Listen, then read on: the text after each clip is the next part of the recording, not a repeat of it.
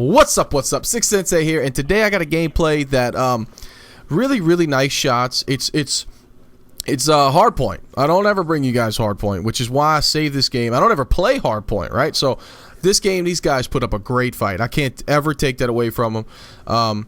They put up a fight, and we really had some trouble winning the game. And I gotta thank my buddy It's Killfeed, because without him putting up those 12 captures and really playing objective really hard, we wouldn't have had the victory. These guys put up a good fight, so kudos to them. But I want to bring you guys this game because it's a little more realistic. A lot of times I bring you a gameplay all the time from Domination because I'm not a fan of hardpoint, but you see, like there's some good shots in here. The connection's solid. There's nothing to be mad about, right? They played a good game, and that's all there is to it. Right here, missed a quad feed opportunity, which really kind of stank. But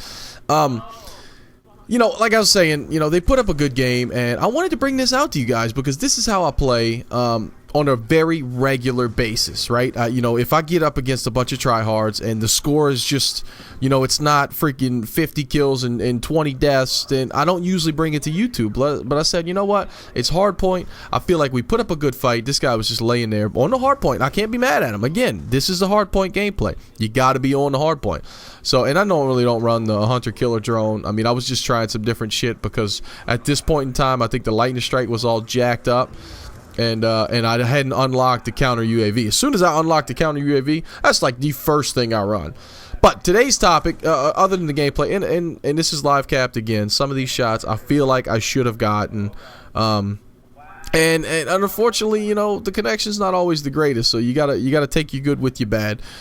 So anyway, today's topic, everybody is talking about it, and normally I don't cover news like this. Normally I don't cover it. We used to cover it in Startup X, but we quit doing Startup X because of time constraints, personal time constraints, and so we quit covering news like this. But I feel like everybody's missing out on a key factor of the console race that's coming up this year.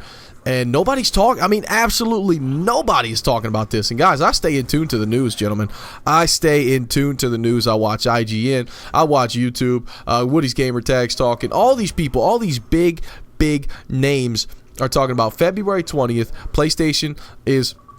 It's not absolutely confirmed yet, but I mean, dude, they might as well just come out and say. They might as well just come out and say, that they're announcing the next PlayStation. And basically they're announcing the next PlayStation on February 20th. And so that's bringing up all kinds of conversations, all kind of chitter-chatter and talk about what's the next console race. This year's going to be awesome. And yeah, absolutely, it is going to be awesome. But what nobody's talking about is some price points. Now, they are talking about price point, and I think most of them are right.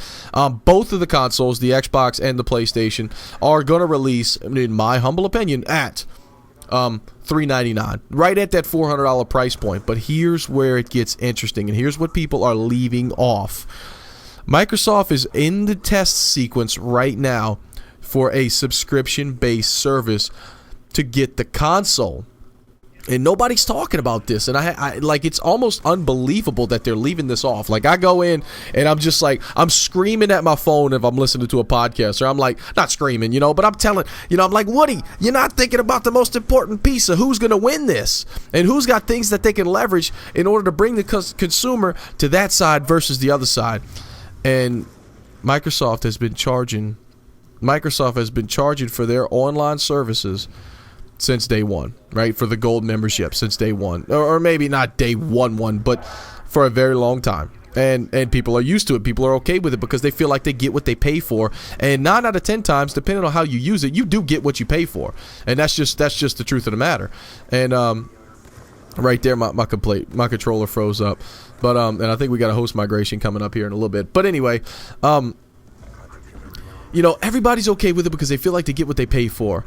And I have to agree with them. I say, hey, I pay my $8 a month or so, $8 to $9 a month, and I get what I pay for because you get this very consistent, very fleshed out, very just you know what I'm saying, guys. You know what I'm talking about here. And yeah, PlayStation's free, but it's very, very dry. It's very mundane. It's very run down. It's very old. It's not updated, and it's not user friendly. And everything I just said, it can be said the exact opposite for Xbox. And it's unfortunate you got to pay for it, but you get what you pay for. Now, the test bed, what they're doing right now today, You buy a console for a less expensive entry fee, and you pay a more expensive subscription fee to make up the difference over time. What that does is, and it's a mental game that they're playing with the consumer, and it's freaking brilliant in my humble opinion. When you put that console with that, let's hypothetically say that you're going to have your $400 console at PlayStation 3, and it's going to hit shelves sometime October, November, and you have your Xbox let's say it hits shelves the same exact day. This is all hypothetical now. Let's say they hit shelves the same exact day. And when you walk up to the shelf, you're going to look at that console versus the other console, and you're going to think, which one do I get, right? I don't have $800 to drop. I barely might have $400 to drop, and I would really like to be able to buy a game or two when I buy it. Well, here's the kicker, guys. Here's the kicker. When you buy the Xbox, you can buy the console at a less expensive entry fee and pay $15 a month for 2 years contracted, much like a cell phone, onto the Xbox Live Gold membership. What does that do? Now, let's say, again, with the hypothetical, if your $400 entry fee, if you drop that down to $300, you shave $100 off and charge that $100 or $110, $115. You know, it's Microsoft. They're going to make a profit. You charge a little bit extra over time, right? A little interest, if you will, and make that money up, but you get that less expensive sticker price. So when you're looking at the consoles from a mental standpoint, it's less expensive. And not only that, but now you got people subscribed. They're contracted in for 2 years to pay for Xbox Gold. So now they have this service. They're more inclined to use the service because shit, they got to pay for it. You got the console for cheap. Now you got this service. Well, damn, I should probably use it. I'm paying for it. I have to pay for it, or I'm going to pay basically, I guess you would call it a fine, right? If you cancel your service or you don't hold up to your contract that you signed, much like a cell phone, you pay an early termination fee, which is what you're probably going to end up having to do on the next console, right? Say you buy that Xbox at that less expensive entry fee, and you pay the $15, the double premium or whatever it may be per month to get the console, but pay the Xbox Live. They have more Xbox Live members. They have more people more inclined to use their console when they buy it that way because, like I said, you're invested in it, right? You have an investment. Right now, I can set my PlayStation aside and I have no remorse because I feel like I've got my use out of it.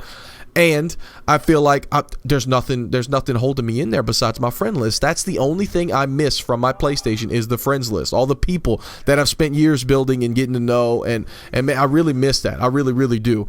But, it's not worth it to me to really just be enraged at every single moment when I play Call of Duty. And it's really my fault for trying to play it on a PlayStation because that's the lesser of the two versions. There's nothing I could do about it.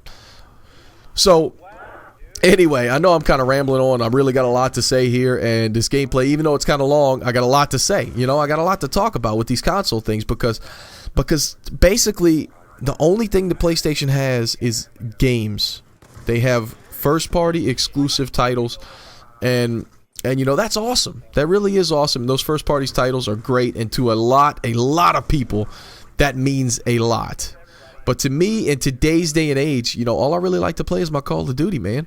Give me my duty and I'm good. You know what I'm saying? And a lot of people are like that too.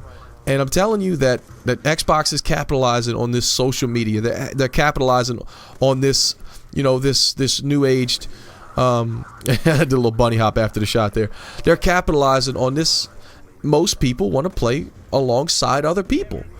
And it's more fun that way a lot of times, right? Or against other people, right? If you play Call of Duty in the hardest combat training setting, it's still not very fun because in this fashion, right? I'm playing. That was a pretty decent long range shot. In this fashion, I'm playing against other human beings, and we're all on a similar playing field. It's skill versus skill, human versus human, tactics versus tactics. Who's going to win? And essentially, and some people may argue this, but I'm putting myself at a disadvantage by using a sniper rifle and rushing with it. That's what I like to do because I feel like the game, and I don't want to get cocky. You guys know me by now. I'm not a cocky person, but a lot of times the game's a lot easier and almost sometimes too easy, and I don't enjoy it when I go try hard. You know, at one point when I played Try Hard Domination, or not Domination, Nuketown 24/7, I was in the top 50 in the world for the first weekend on PlayStation only. Now, don't, you know, just on one console, but I was in the top 50 in the world because my score per minute was over 800. And it's just too easy, guys. I was using the PDW, silence, blah, blah, blah, blah, blah. It's just easy. Anyway, this game's coming to an end. Thank you guys for joining me. Tell me what you think about the new consoles in the comment section below. Am I right? Am I wrong? Do you see that taking effect? I think that's going to take a huge effect in this next console war, and nobody's talking about it, guys. Nobody's talking about this at all, and it kind of drives me nuts. Thank you for joining me. I'm Six Sensei, and I'm out. Peace.